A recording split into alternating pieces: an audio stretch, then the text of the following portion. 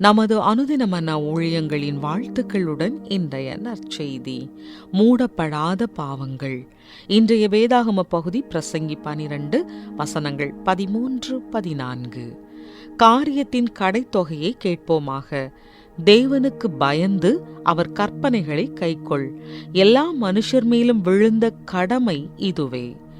ஒவ்வொரு கிரியையையும், அந்தரங்கமான ஒவ்வொரு காரியத்தையும், நன்மையானாலும் தீமையானாலும் தேவன் நியாயத்திலே கொண்டு வருவார்.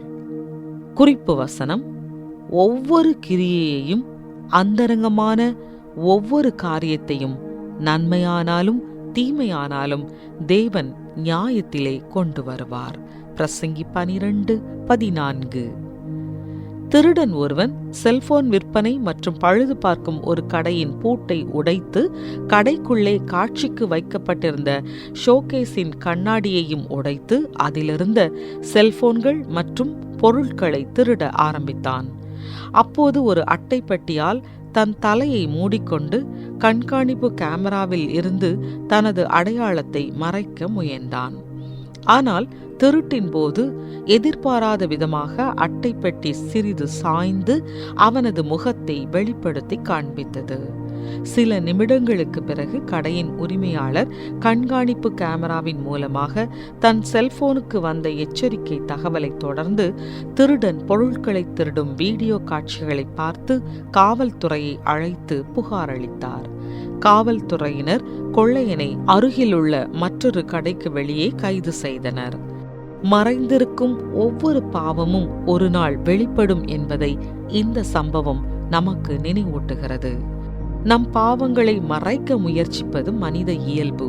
ஆனால் பிரசங்கியின் வசனங்களில் நாம் தேவனுடைய கட்டளைகளை கடைபிடிக்க வேண்டும் என்று வாசிக்கிறோம்.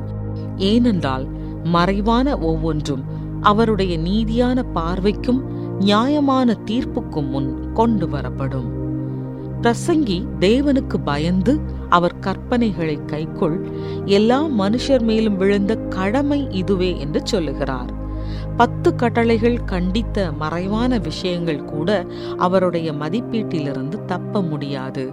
நன்மையோ தீமையோ ஒவ்வொரு செயலையும் அவர் நியாய தீர்ப்புக்கு கொண்டு வருவார்.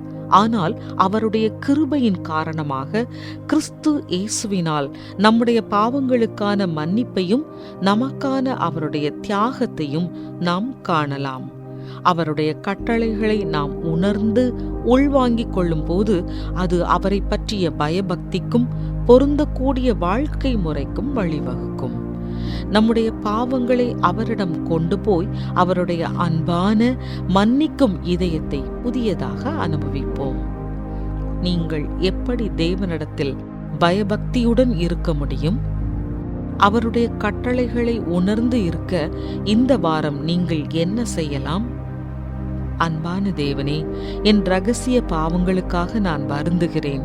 கிருபையாய் என்னை மன்னித்து உமக்கு முன்பாக நேர்மையாக வாழ எனக்கு உதவி செய்யும். ஆமென்.